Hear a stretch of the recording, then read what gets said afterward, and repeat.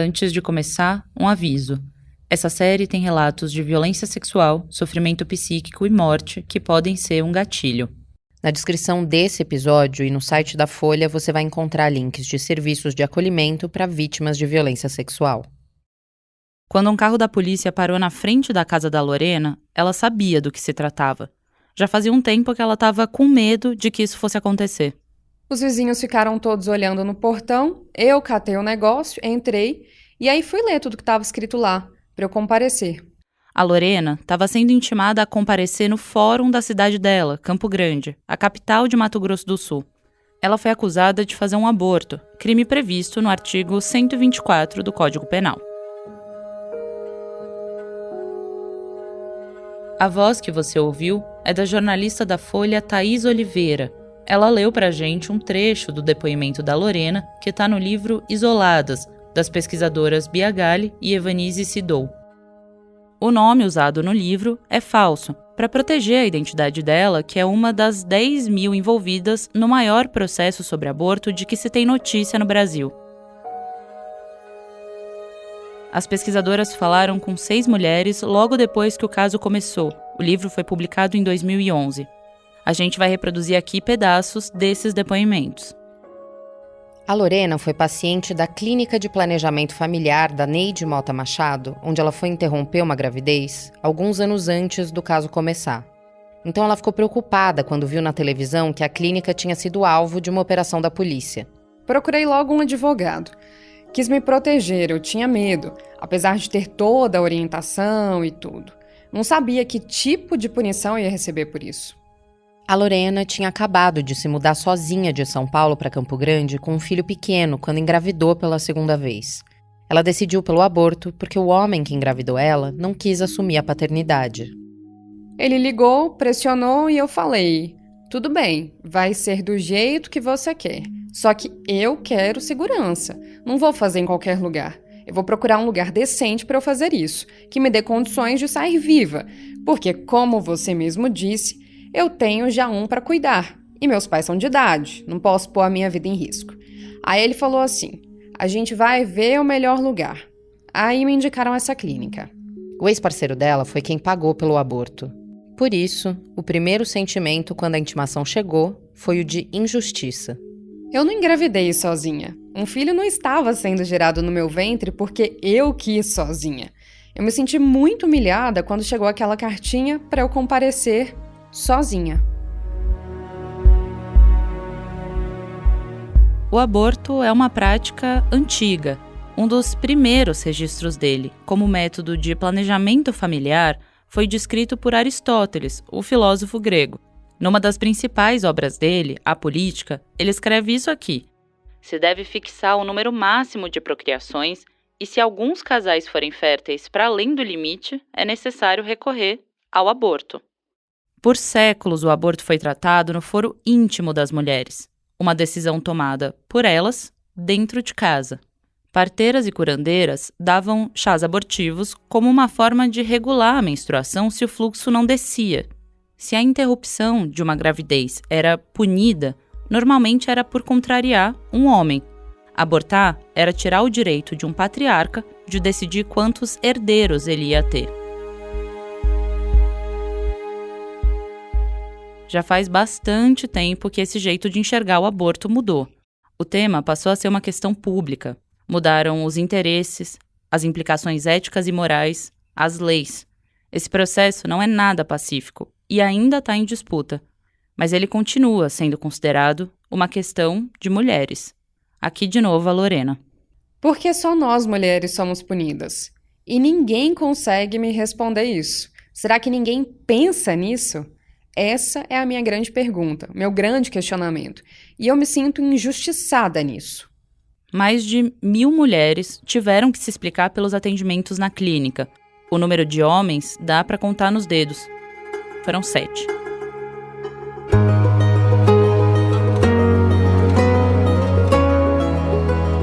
Eu sou Carolina Moraes. Eu sou Ângela Boldrini. E esse é o Caso das 10.000, o podcast da Folha que conta a história de 10.000 mulheres, de um acordo velado entre uma médica e uma cidade, e de como o aborto virou o centro de uma disputa política no Brasil que dura até hoje.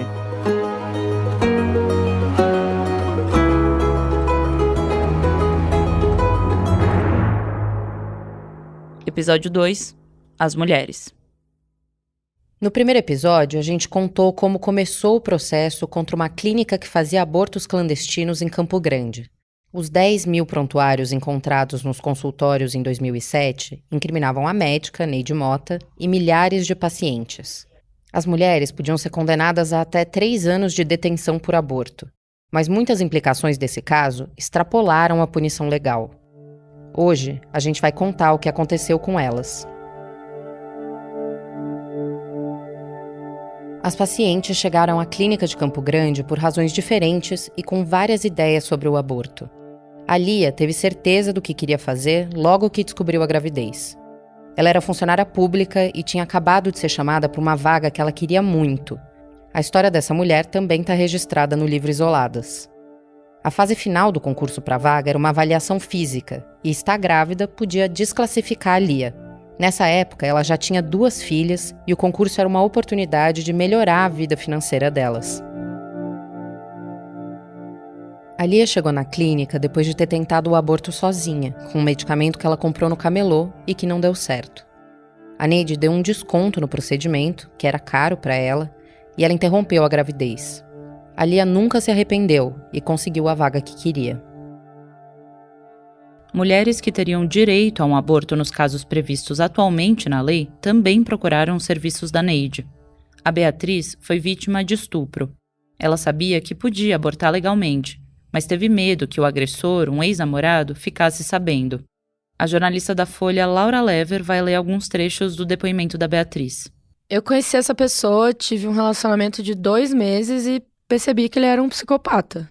Ela rompeu o relacionamento e aí começaram as ameaças e violências, não só contra ela. O homem também investia contra a filha dela, os irmãos dela, toda a família. Com medo, a Beatriz aceitava se encontrar com ele. Uma vez ele deu uns tiros na casa da minha avó, eu tava escondida, mas ele me achou lá. Foi antes desse estupro, uns dias antes. A sorte é que a minha avó não tava, nem minha mãe. Elas já eram bem de idade, mas a casa tava cheia de criança. O livro conta que ela registrou mais de um boletim de ocorrência contra o ex, mas as denúncias nunca foram para frente. E aí, em um desses abusos, ela engravidou dele. Eu não podia procurar um serviço para fazer o aborto legal e eu não podia porque quando isso aconteceu eu já tinha uns 12 boletins de ocorrência e nenhum deles foi resolvido. Ela recorreu à Neide. É uma situação de desespero total, desespero. Eu sabia, eu já tinha uma filha, eu sabia que aquela gravidez era a minha morte. Ele ia me fazer prisioneira dele, ia me levar embora daqui, eu tinha certeza disso. Eu optei pelo aborto também por medo da minha filha ficar sem mãe. Anos depois, a Beatriz recebeu uma intimação da polícia. Ela tinha se tornado uma das mulheres processadas no caso das 10.000. A reportagem da Rede Globo que mostrou o funcionamento da clínica da Neide não chamou só a atenção dos grupos contrários ao aborto, como a gente mostrou no episódio passado. A Bia Galli, uma das ativistas que recolheu os depoimentos do livro Isoladas, é advogada e trabalha no IPAS. O IPAS é uma organização internacional que busca aumentar o acesso a contraceptivos e a abortos seguros. A Bia soube do estouro da clínica pela imprensa. E no mesmo instante, nós pensamos que seria um caso muito importante para acompanhar, para documentar, para denunciar as violações de direitos humanos relacionadas ao impacto da criminalização do aborto na vida e nos direitos humanos das mulheres. Algumas organizações feministas tentaram intervir no caso logo no começo, oferecendo assistência jurídica para as mulheres. Juntas, elas publicaram um anúncio de página inteira nos jornais da cidade para tentar chegar nas pacientes. 7 organizações assinavam o documento. O anúncio começava assim: se você é uma das quase 10.000 mulheres acusadas de suposto crime de aborto ocorrido na Clínica de Planejamento Familiar de Campo Grande, leia o aviso abaixo. O anúncio ressaltava que as mulheres tinham direito à confidencialidade médica e à privacidade. Ele dizia: os prontuários ou fichas médicas só podem ser obtidos através de mandado de busca e apreensão emitido por ordem judicial. Esse documento pertence a você e ao profissional médico que prestou atendimento. Segundo as organizações que acompanharam a história, não foi assim que a polícia e o judiciário lidaram com os documentos. Para elas, a exposição da vida privada das mulheres foi a tônica do caso. Os prontuários médicos foram manuseados pelas pessoas, tanto pelos policiais quanto depois pelas pessoas da vara. Não houve nenhum tipo de proteção em respeito à privacidade delas, ao segredo médico. A forma como as provas foram obtidas foi totalmente legal, foi de forma irregular.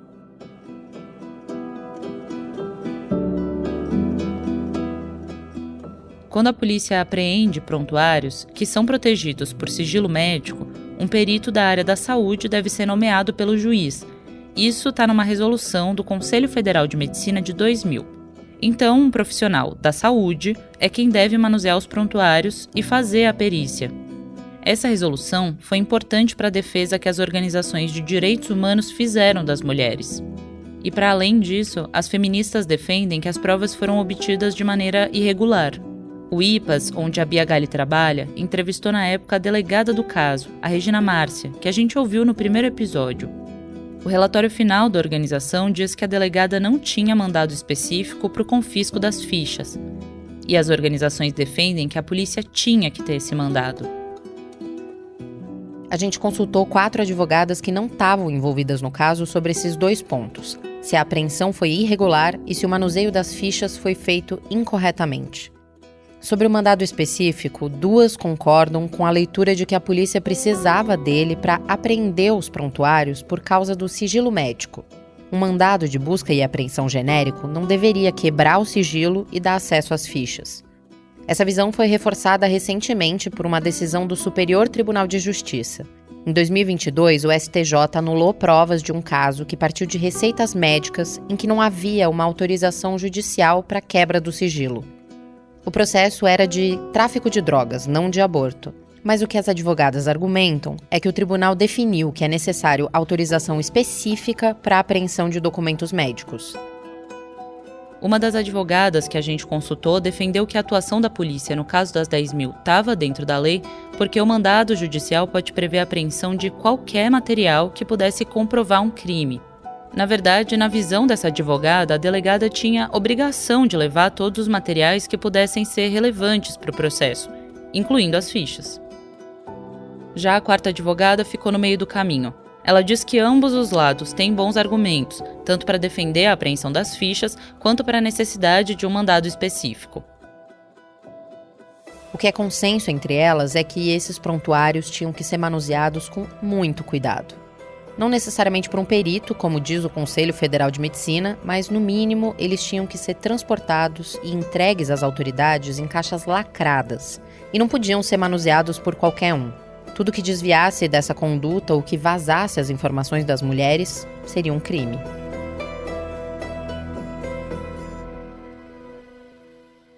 Até hoje, pessoas envolvidas no caso negam que as fichas estiveram disponíveis para consulta do público, mesmo com muita gente afirmando que sim, elas ficaram expostas.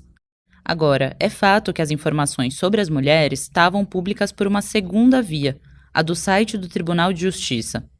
Tudo que foi registrado pela polícia, os nomes das pacientes, os depoimentos, as fichas, foi encaminhado para o Ministério Público.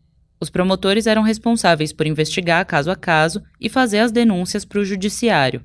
Quando as mulheres eram denunciadas, os dados delas iam direto para o TJ de Mato Grosso do Sul.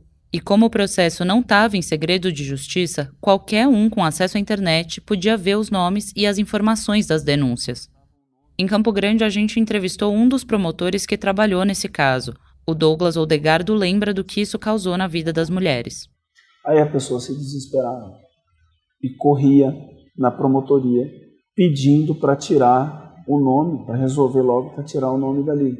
Porque ali você tinha gente que tinha medo que a família visse, a família vivia num contexto moral que não admitia, só que a pessoa viveu uma singularidade na qual ela se sentiu, ela acabou fazendo opção por realizar um aborto. O anúncio de jornal que a gente mencionou, aquele oferecendo assistência jurídica para as mulheres, não foi efetivo. Poucas procuraram as organizações. Várias delas foram depor sem advogados e não sabiam que podiam ficar em silêncio. Num dos depoimentos do livro Isoladas, uma mulher disse o seguinte: Foi uma situação constrangedora. Quando cheguei, todo mundo já sabia do que se tratava. Fiquei muito exposta. Essa não foi a experiência de todas elas. Uma, por exemplo, descreveu assim: na delegacia, o tratamento foi ótimo. O rapaz que me atendeu foi excelente, maravilhoso. Ele falou que se eu não quisesse falar nada, eu não falava. Nos depoimentos dados à polícia e aos promotores, as mulheres também contaram como era o atendimento na clínica da Neide. Esse é um ponto controverso dessa história. Quando a gente conversou com a delegada Regina Márcia, responsável pelo inquérito, ela disse que recebeu principalmente relatos de atendimentos ruins na clínica. Que a médica era grosseira, que as funcionárias tentavam convencer as pacientes a fazer o aborto. A Lorena, aquela mulher que reclamou da falta de homens condenados no caso das 10.000, relatou o seguinte no livro Isoladas. No final da tarde eu me internei na clínica e aí eles dão anestesia na gente. Não vi mais nada. Só sei que quando eu acordei, estava já num quarto super limpo, aconchegante, parecia um quarto de hotel. E acordei com uma enfermeira muito carinhosa conversando comigo. Ela falou que estava tudo bem, que tinha sido tudo bem e que eu só ia esperar um pouco para ter alta e ir para casa. Achei tão aconchegante. Ela chegou com uma xícara de leite para mim com bolacha de água e sal. Aquilo para mim, eu comi aquilo, estava me sentindo tão humilhada, vocês não têm noção. Mas eu me senti acolhida por eles, pela atitude. Ela não foi a única a relatar um atendimento ótimo na clínica. O serviço era considerado de ponta. Pessoas com altíssimo poder aquisitivo usufruíam de serviços muito qualificados na clínica da Neide. Esse é o promotor Douglas de novo. 4 promotores ficaram responsáveis pelo processo. Dos quase 10.000 prontuários, viraram casos concretos cerca de 1.200. A equipe passou cerca de 2 anos lidando com todas essas ações penais. O Douglas fez centenas de interrogatórios nesse período. A clínica da Neide era uma clínica que oferecia serviços de luxo. Era uma clínica que tinha aparatos médicos e cirúrgicos de alta qualidade. A pessoa se internava um dia antes. Era uma clínica, estive lá, eu vi que, como eles chamam hoje nos hospitais, tinha um plano de hotelaria, um sistema de hotelaria muito bom, onde a pessoa tinha de tudo, né? Enfim, muito conforto. Como a clínica era conhecida na cidade, pessoas com baixo poder aquisitivo também procuravam a Neide. E a promotoria argumentou no processo que essas mulheres recebiam um atendimento diferente. Nós tivemos ali um caso, e foi um dos que foi denunciado, esse foi selecionado a dedo, em que uma moça, não lembro se ela era secretária, ela tinha um emprego fixo, mas um emprego modesto, mas que não lhe dava muita renda. O Douglas disse que ela foi até a Neide, mas não tinha o valor que a clínica queria cobrar. A médica teria oferecido uma opção mais barata para a paciente, uma injeção de medicamento. Só que essa mulher teve uma complicação grave e foi parar no hospital. E aí nós fomos pesquisar a medicação que foi. Porque isso que era uma coisa que eu nunca consegui compreender. Como que ali na clínica eles deixaram tudo isso provado? Porque constava no prontuário da menina o remédio, a medicação que foi preceitada para ela. E nós fomos pesquisar, eu descobri que o que foi prescrito para ela, na verdade, era uma medicação veterinária.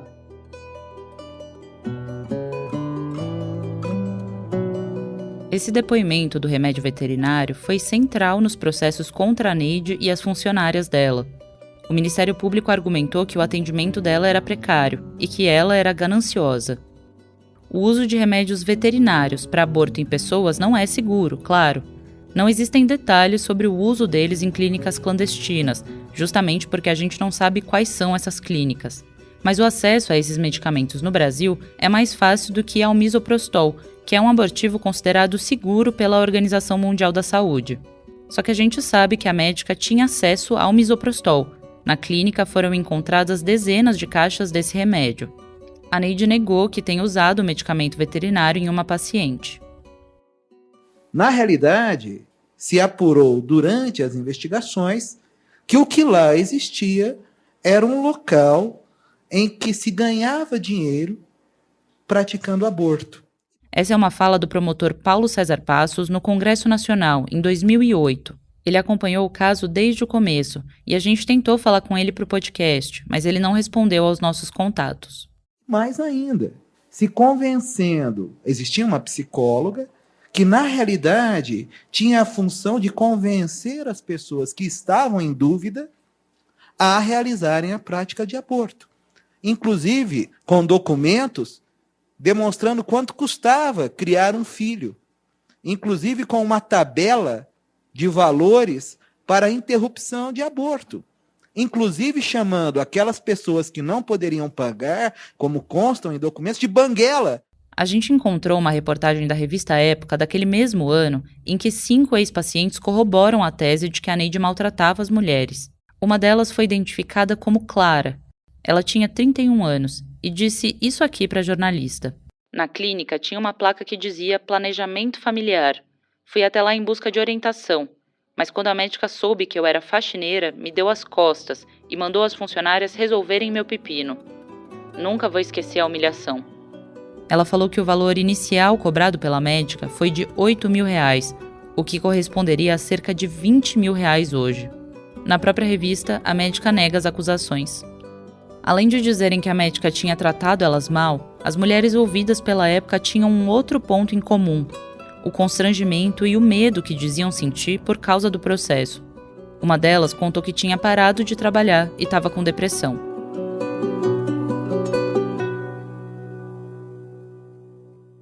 Tentar resgatar aqui na memória. Campo Grande foi uma cidade sempre muito conservadora. A gente tem uma cultura aqui do estado, do agronegócio.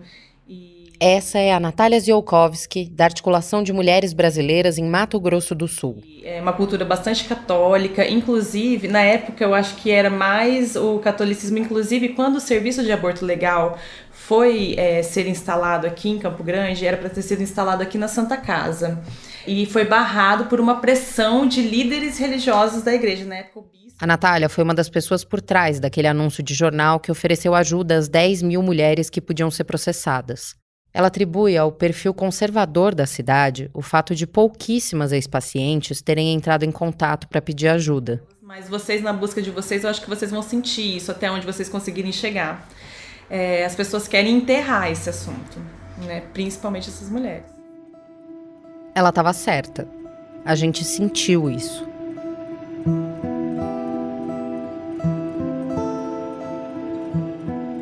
Nós procuramos dezenas de mulheres para esse podcast, pacientes e funcionárias. Algumas nunca responderam, outras falaram que não queriam reviver o pior momento da vida delas. Os nomes das primeiras mulheres que foram chamadas para as audiências ficaram mais expostos nos jornais.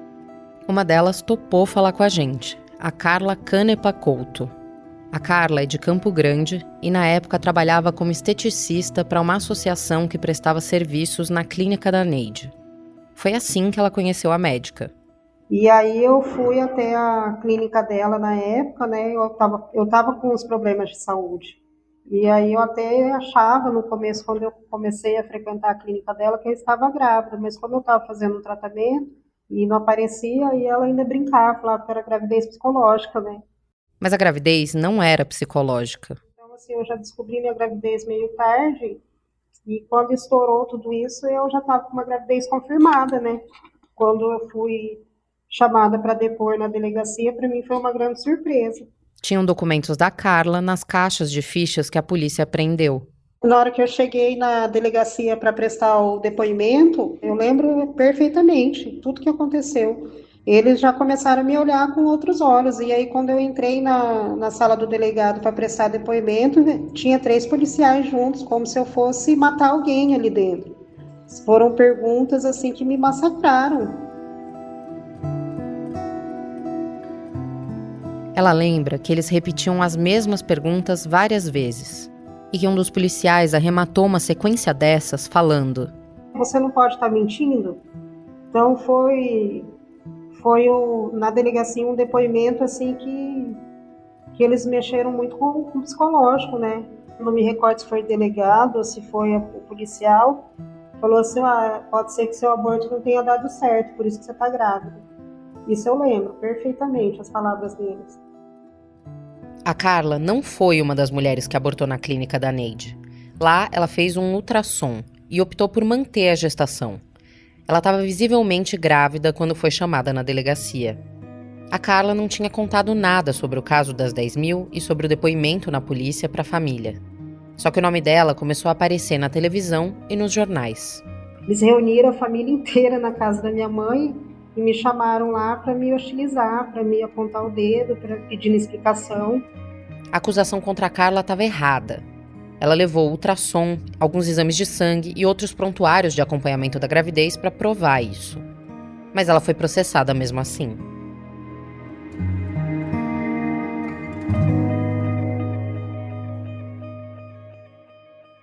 A pena máxima para mulheres processadas por aborto é de 3 anos.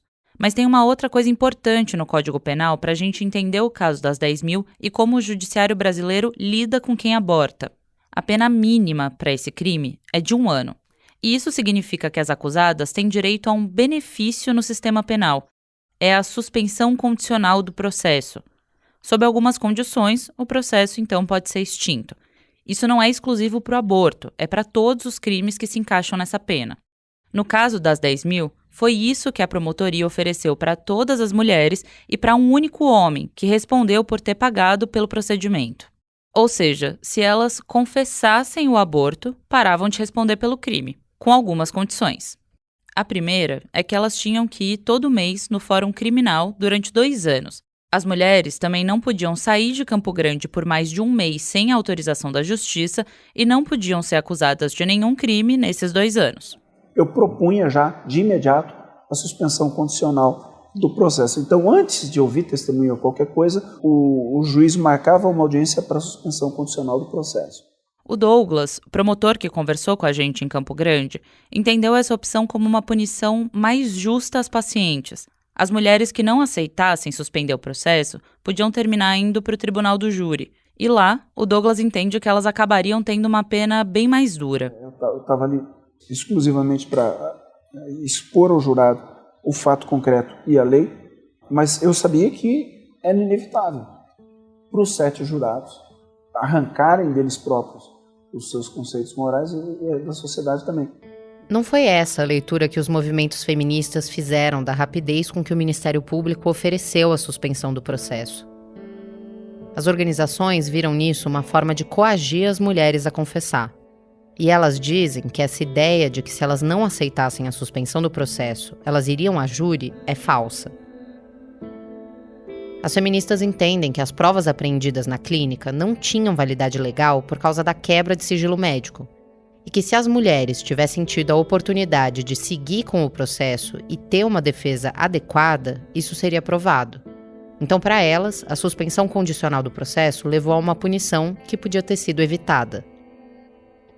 A Carla, que não tinha abortado na clínica e estava surpresa de o caso ter ido para o judiciário, foi a única mulher que não aceitou o acordo oferecido pelo Ministério Público. Porque eu já tinha prestado meu depoimento na delegacia, já tinha feito a conclusão, já tinha falado, né? E aí não caberia, assim, no meu ver, né? Não tinha cabimento ir para frente. E isso deu uma repercussão, né? Porque foram vários nomes que ficou muito escancarado. E o meu foi um deles. Saiu em tudo que foi lugar, jornal, revista. Sobre a recusa da Carla, o juiz Aloísio Pereira dos Santos, responsável pelo caso, disse o seguinte na época para o jornal O Pantaneiro.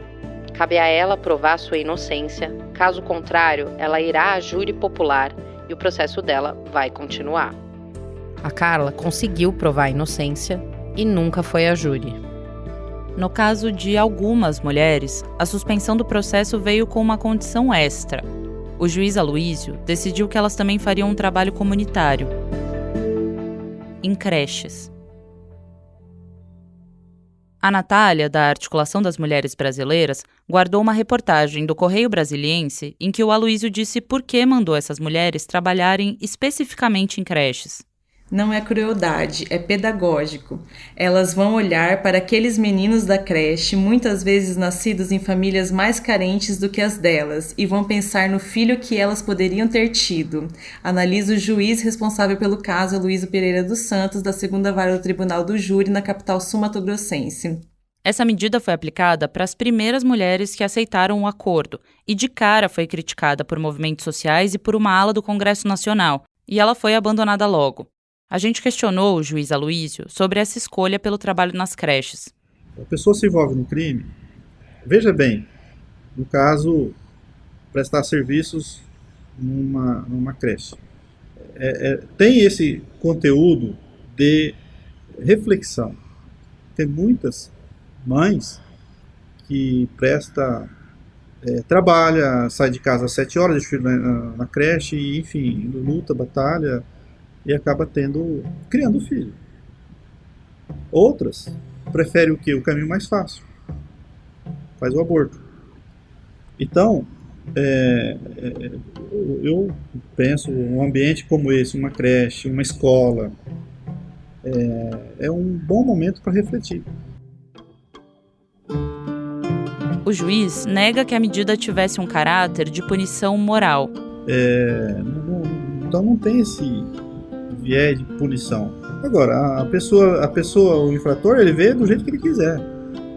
Sempre a pessoa vai ver do lado pior da situação, o lado mais injusto. Agora, é melhor que seja assim do que você pegar e colocar uma pessoa que se envolve no crime num ambiente de trabalho totalmente avesso ao profissionalismo dela, às habilidades dela. Essa foi a segunda justificativa do Aloísio, que a pena alternativa só seria humilhante se ela fosse avessa ao tipo de habilidade que cada uma tem profissionalmente. Ele deu um exemplo. Aí poderia ter, vamos pegar um caso, um médico que ele tem condição de clinicar para as pessoas carentes, aí você vai falar, não, você vai varrer o chão do asilo. Isso sim tem caráter de punição, porque você está desviando a habilidade dele, a vocação dele, então, a finalidade. As mulheres, elas tinham habilidades que tinham a ver com trabalhar na creche nesse momento, então? Não, a elas, na verdade, nem foi imposto. No início, algumas. Foi. Depois, acabou se revendo essa posição e ficou só mesmo E quem propõe essas medidas é até a promotoria, não é nem o juiz, certo?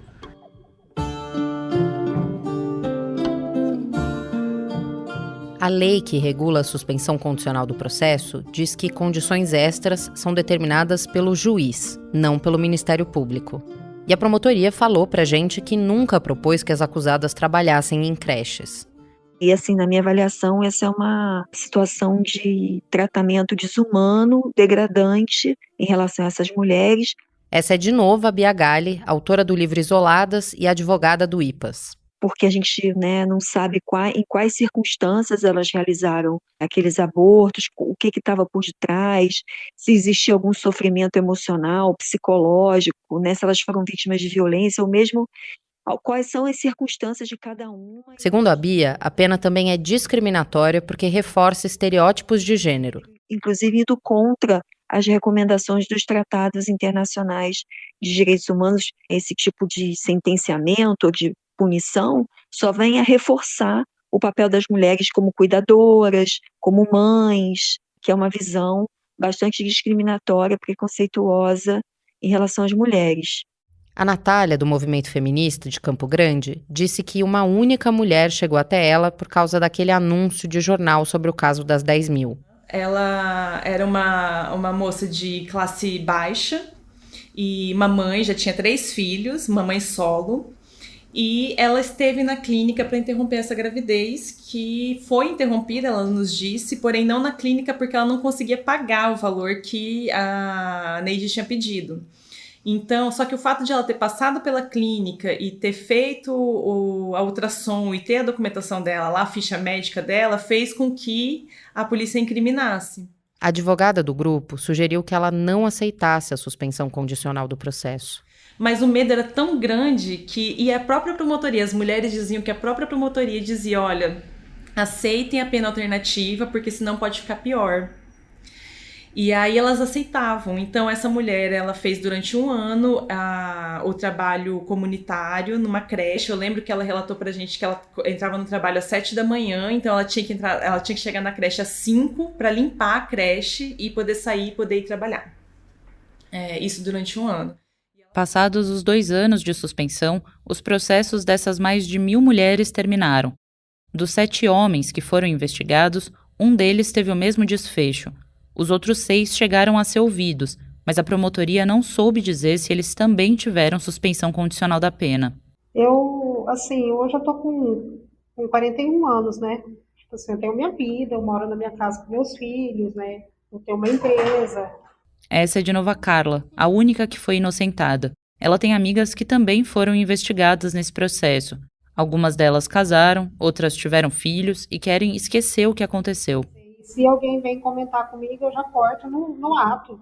Eu acho que as pessoas têm que cuidar mais do seu umbigo e deixar o umbigo dos outros de lado. E parar de medir as pessoas com a régua dela, né? E que o aborto seja tratado de forma com saúde pública.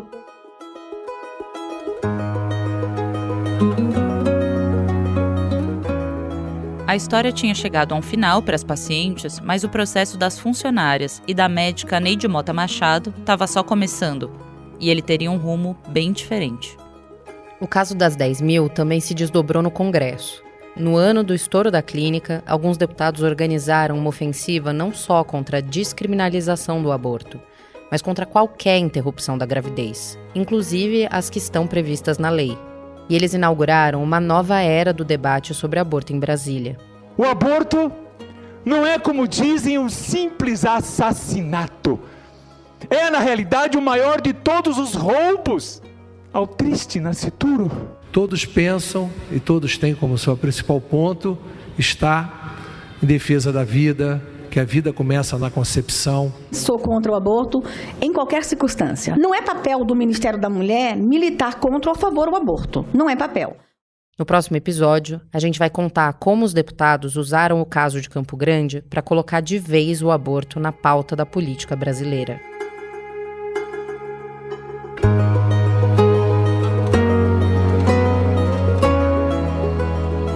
Eu sou Carolina Moraes e a apresentação, roteiro e produção do caso das 10.000 são meus e da Ângela Boldrini.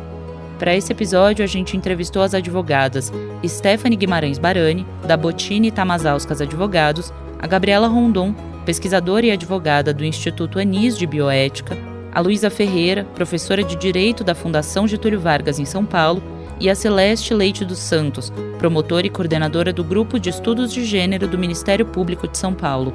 A pesquisa foi feita junto com a Isabela Menon e a edição de som é do Rafael Conkle. A coordenação é da Magé Flores e do Daniel Castro e a identidade visual é da Catarina Pignato. O episódio usou áudios da TV Senado e da Câmara dos Deputados. Segue o podcast no seu aplicativo favorito para não perder os próximos episódios. Até semana que vem.